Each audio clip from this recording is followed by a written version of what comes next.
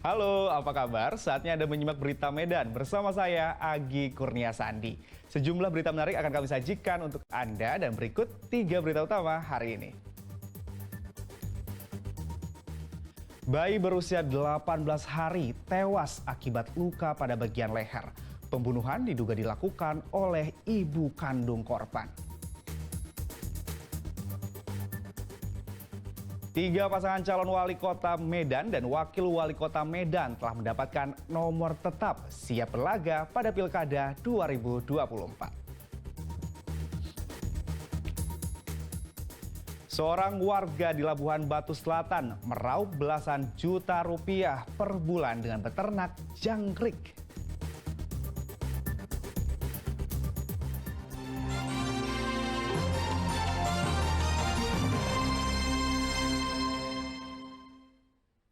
Warga desa Bangunrejo, Labuhan Batu Utara digegerkan dengan pembunuhan bayi laki-laki berusia 18 hari. Korban tewas akibat luka pada bagian leher yang diduga dilakukan oleh ibu kandung korban.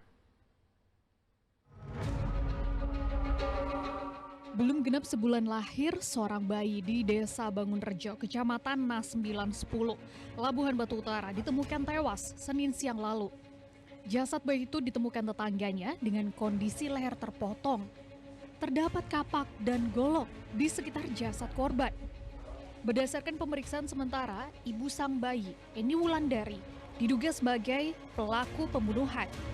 Wanita berusia 33 tahun ini kini diringkus di Mapolres Labuhan Batu.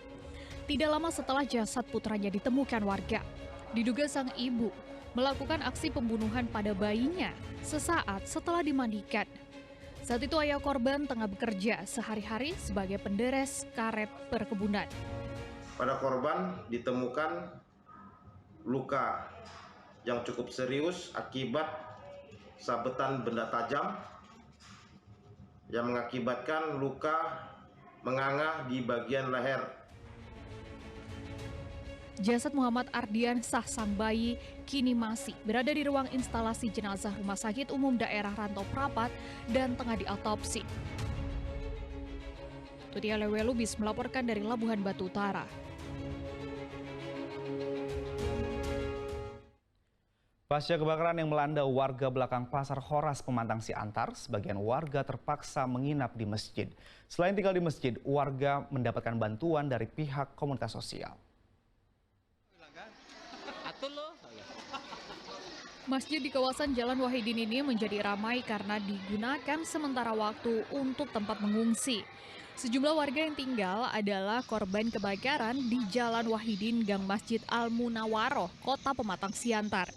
Akibat kebakaran pada Senin dini hari lalu itu, 24 kepala keluarga harus kehilangan rumah akibat kebakaran. Selain tinggal di masjid, beberapa keluarga lain mendapat bantuan dari pihak komunitas sosial untuk tinggal di rumah kontrakan. Rencananya diungsikan atau diinapkan di mana? Ya, di perumahan jalan apa nih? Di Albaknya. Oh, Nah, situ Pak. itu dari pemerintah atau dari pihak swasta? Di Siantar, dari peduli Siantar. Oh, dari komunitas ya, yang peduli sosial ya. Terus untuk berapa kakak yang bisa tertampung di situ? Karena tadi di sana udah penuh, cuma aku lah. Jadi selainnya tadi di sini. Pihak pemerintah Kota Pematang Siantar juga akan menyediakan rumah singgah sebagai alternatif untuk warga lainnya. Ina Asmara melaporkan dari Pematang Siantar. Sebanyak 20 rumah semi permanen yang berada di belakang Pasar Horas Pemantang Siantar rata dilalap si jago merah. Kebakaran terjadi pada pukul 3 pagi saat banyak warga beristirahat tidur. Pemadam kebakaran Kota Pematang Siantar kembali mendatangi kawasan Siantar Barat. Setelah pada Minggu siang hingga sore memadamkan kebakaran di Pasar Horas. Kali ini tim pemadam menjinakkan api di kawasan permukiman belakang Pasar Horas. Angin kencang jadi kendala tim pemadam untuk menaklukkan api. Senin pagi pukul 3, sekitar 20 rumah semi permanen habis dilalap si jago merah hingga rata dengan tanah. Belum diketahui asal api kebakaran. Namun seorang warga menceritakan bahwa api berasal dari salah satu rumah. Pukul 3 bang, 3 pagi bang. 3 pagi ya. 3 pagi. Rumahku pas di sini, pas itu kejadian dan kami nggak bisa berbuat apa-apa. Oh, tetangga sebelah? Iya, kami nggak bisa berbuat apa-apa. Abang pada saat itu berada di mana posisinya? Saya di sana bang, rumah saya bang. Ini kan rumah mama ini. Iya, iya. Rumah mama. Jadi saya kemari udah nggak bisa apa-apa lagi lah bang. Membantu apapun nggak bisa lagi. Apa informasinya mendapat informasi dari tetangga-tetangga? Tetangga. Kebakarannya dari api atau dari korslet atau ada sesuatu? Banyak bang, ada kata dari korslet, Iya. ada katanya dari obat-obat nyamuk. Tidak ada korban jiwa, namun kerugian ditaksir miliaran rupiah.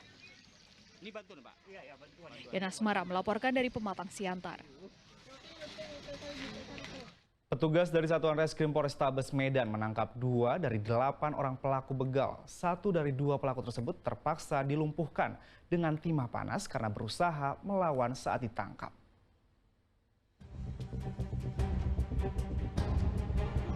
Petugas Satuan Reskrim Polrestabes Medan melakukan penyelidikan dan menangkap 2 dari 8 orang pelaku begal di Jalan Cemara, Kecamatan Medan Timur, Kota Medan. Dalam penangkapan tersebut, 1 tersangka yang biasa disebut Black Martil dihadiahi timah panas karena berusaha melawan petugas saat ditangkap. Kejadian ini berawal dari laporan 2 korban yang mengalami perampasan motor. Tak hanya dirampas, korban juga hendak dianiaya dengan senjata tajam oleh pelaku. Mengetahui korbannya terjatuh, salah satu pelaku pun kemudian melarikan sepeda motor korban. Atas laporan itu, petugas terlebih dahulu menangkap tersangka berinisial JK. Dari penangkapan JK, polisi melakukan pengembangan kasus dan berhasil menangkap tersangka BM di kawasan Percut Setuan, Kabupaten Deli Serdang. Mereka spontan, kebetulan kedua pelakunya sedikit dan perlu kami sampaikan jumlah pelakunya ada 8, 2 yang sudah kita tangkap, 6 orang lagi sudah diketahui identitasnya dan sedang dalam pengejaran. Petugas kepolisian hingga kini masih mengejar 6 pelaku lainnya. Muhammad Hamdani melaporkan dari Medan. Polda Sumatera Utara menggulung 700 lebih tersangka kasus peredaran narkoba. Hasil tangkapan barang bukti dari seluruh tersangka ditaksir bernilai miliaran rupiah.